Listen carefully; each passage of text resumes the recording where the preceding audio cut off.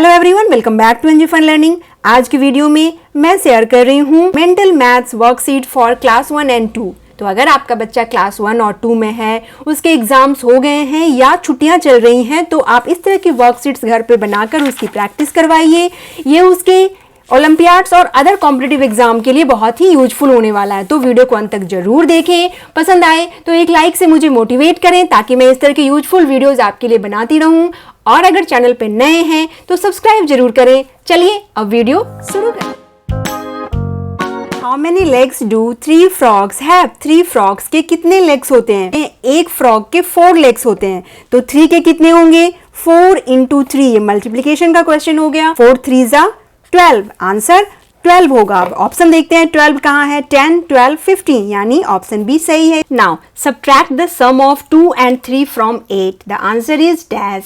यहाँ बताइए बच्चे को कि क्वेश्चन को समझो। क्या बोला जा रहा है? सम ऑफ 2 and 3।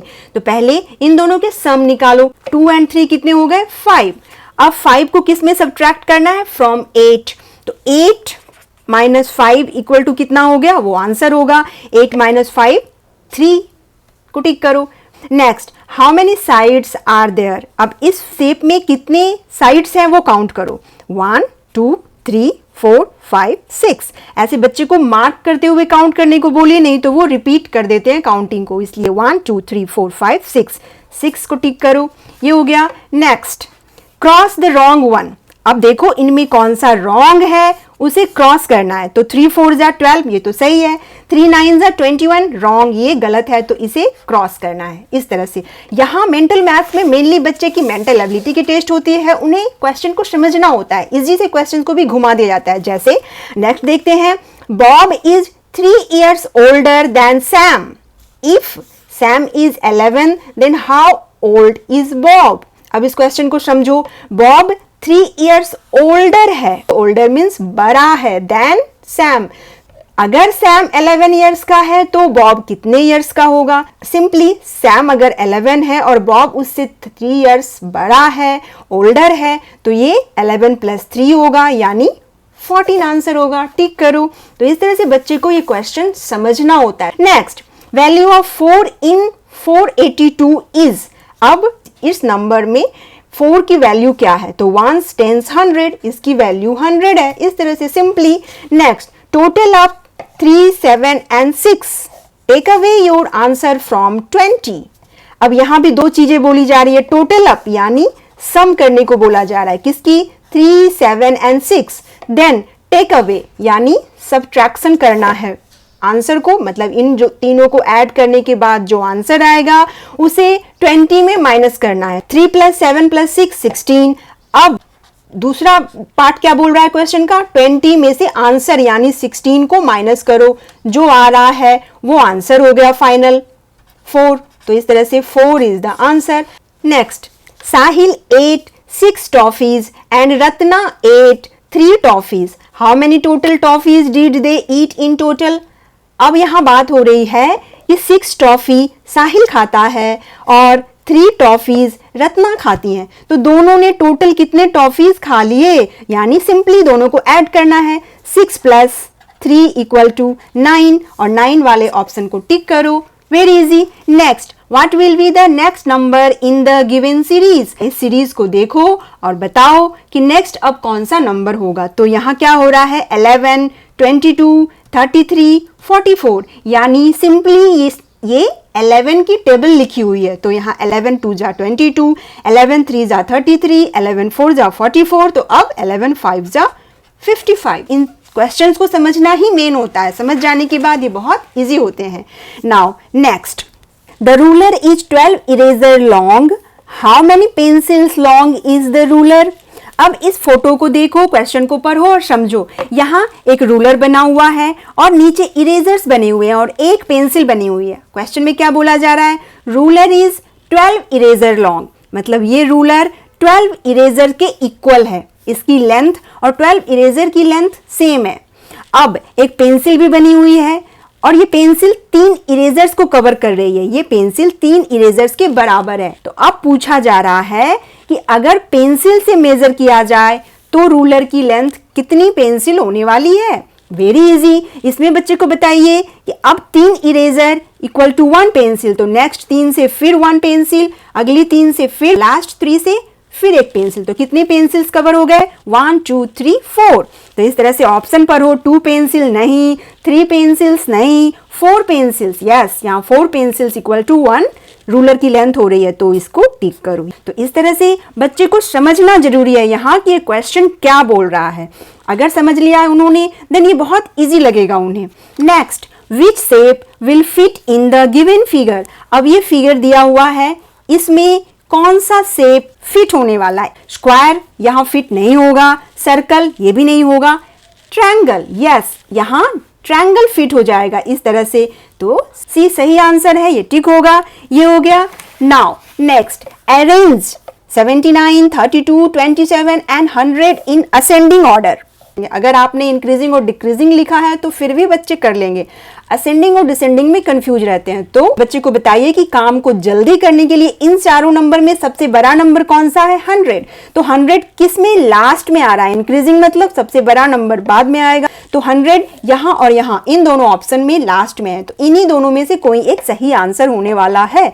इस तरह की टिप्स एंड ट्रिक्स भी जरूर बताइए। तो फर्स्ट ऑप्शन देखते हैं, 27, 79, 32, नहीं, ये सीरीज रॉन्ग हो गया, ये नहीं होने वाला है। अब सीधे सी में आते हैं, बी से हमें मतलब नहीं है क्योंकि ये 100 सबसे पहले है, ये डिसेंडिंग नहीं है, असेंडिंग है, इसलिए यहाँ 27, 32, 79 देन 100, यानी ये करेक्ट है। Next, 46 boys and 33 girls went on a picnic. How many students all together went for picnic. ये एडिशन का सम है, बच्चे को समझना होगा इस तरह से पढ़ के कि 46 बॉयज एंड 33 गर्ल्स पिकनिक पर जाते हैं, तो टोटल कितने स्टूडेंट्स पिकनिक पर गए, यानी 46 और 33 को ऐड करना है, प्लस करो 9 और 7, तो इस तरह से 79 स्टूडेंट्स पिकनिक पर गए, ये आंसर हो गया। Next, right the number. इस बॉक्स में कौन सा नंबर फिल किया जाए कि ये इक्वेशन सही हो जाए। तो बच्चे को सिंपली बताइए कि 13 से 20 तक काउंटिंग कर लो, जो नंबर आएंगे वो आंसर होगा। जैसे 13 के बाद 14, 15, 16, 17, 18, 19, 20, यानी 7 यहाँ माइनस करो। अब अपने आंसर को चेक करने के लिए 20 - 7 करो, अगर 13 आ रहा है तो आपका ये आंसर सही है, ये भी बताइए उन्हें। ये हो गया। Now colour the triangle which is inside a circle. और फिर से क्वेश्चन को समझो, उस ट्रायंगल को कलर करना है जो सर्कल में है। शेप्स को देखो तो सर्कल के अंदर ट्रायंगल ये है, तो इस ट्रायंगल को कलर करना है इस तरह से। यहाँ बच्चे कंफ्यूज हो जाते हैं और इसे सर्कल कर देंगे या इसे कर देंगे, बस ट्रायंगल देखा नहीं, सर्कल देखा नहीं तो कर दिया। Now colour 1/2 of dash dash. अब इन शेप्स में 1/2 को कलर करना है, तो ये 2 हैं तो 1/2 यानी हाफ। 2 सर्कल्स हैं तो एक सर्कल को कलर करो, ये हो गया। 2 स्क्वायर्स हैं तो एक स्क्वायर्स को आपने कलर करना है, ये हो गया 1/2। इसी तरह से अब इस फोटो में देखते हैं, इसके 4 पार्ट किए हुए हैं, 4 यानी उसका हाफ क्या हो गया 2, तो 2 पार्ट को तुमने कलर करना है, तो ये हो गया इस शेप का आधा यानी 1/2। इस तरह से धीरे धीरे बच्चे को समझाना है, पहले सिंपली वो समझ जाएंगे, 2 में से एक को कलर करो। अब आपने 4 बना दिए तो वो एक ना करें, उन्हें समझाइए कि अगर अब यहाँ तुम एक में करते हो तो ये 1/4 हो जाएगा, यहाँ तुम्हें हाफ करना है, इसलिए 4 पार्ट का हाफ 2, तो 2 में कलर होगा। Now how many rectangles are there in the given figure. अब इस फिगर में, फोटो में कितने सारे रेक्टेंगल्स हैं, काउंट करो, 1 2 3 4, और ये बड़ा वाला सबसे बाहर जो है 5। तो यहाँ बच्चे क्या गलती करते हैं, वो 4 पे टिक कर देंगे, सीधा इनको काउंट करो और 4 पे टिक आउट करके आ जाएंगे। तो इसकी प्रैक्टिस से ये समझ में आएगा उन्हें कि बाहर भी तो एक है। इसी तरह से अगर आप इस तरह की ट्रायंगल बनाकर देती हैं तो यहाँ भी बच्चे हाउ मेनी ट्रायंगल्स में गलती करते हैं, 1 2 3 4 करेंगे, पर ये बाहर वाला ट्रायंगल भी तो काउंट करना है, तो यहाँ भी 5 ट्रायंगल्स हो रहे। Now circle the multiplication that is equal to the triangle. अब इस ट्रायंगल में जो मल्टीप्लिकेशन है उसके इक्वल टू जो होगा उसे सर्कल करो। इस ट्रायंगल में क्या है, 2 3 = 6। अब 6 किस में आ रहा है, ये 0 × 6 0 हो गया, 4 1 = 4 हो गया, 3 3 = 9 हो गया, 3 2 जा 6, ये हो रहा है 3 2 जा 6, तो इसे सर्कल करो। बहुत आसान है, बस समझना है। Next, a pack of pencil has 4 pencils. एक पैकेट ऑफ पेंसिल्स में 4 पेंसिल्स हैं। आई बाय 3 पैक्स, मैंने 3 पैक्स खरीद लिए। How many total pencils I will get. अब अगर एक पैकेट में 4 पेंसिल्स हैं और 3 पैकेट्स मैं खरीद कर लाया हूं, तो टोटल कितने पेंसिल्स हो जाएंगे? इसे मल्टीप्लाई करना होगा, 4 3 जा 12, इस तरह से। अब यहाँ 12 आंसर होगा। Next, add 10 to this numbers. अब बॉक्स में जो नंबर लिखे हुए हैं उसमें 10 ऐड करना है और यहाँ लिख देना है। इसको भी समझने में बच्चे गलतियां कर देते हैं, उन्हें समझ में नहीं आता कि अब इसमें क्या करना है। सिंपली 7 ऐड करो और जो नंबर आया उसे इस बॉक्स में लिख दो। 14 + 10 24। अब इसमें देखिए 146 + 10 क्या होने वाला है? इसमें बच्चे मिस्टेक कर सकते हैं, इसको 246 कर सकते हैं, तो उन्हें इसकी प्रैक्टिस करवाइए कि ये अगर 10 ऐड कर रहे हो तो 146 और 10 ऐसे लिखना है।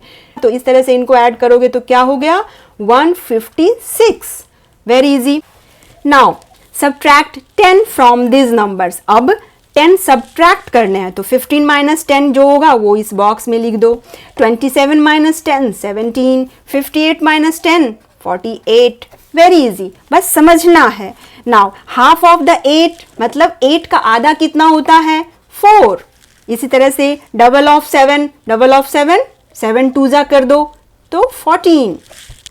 ये हो गया। That's all friends. आप भी इस तरह की वर्कशीट बनाइए, बच्चे की प्रैक्टिस करवाइए, ये उनके लिए बहुत ही हेल्पफुल होने वाला है। आई होप वीडियो आपको यूजफुल लगेगी। Thanks for watching, bye bye.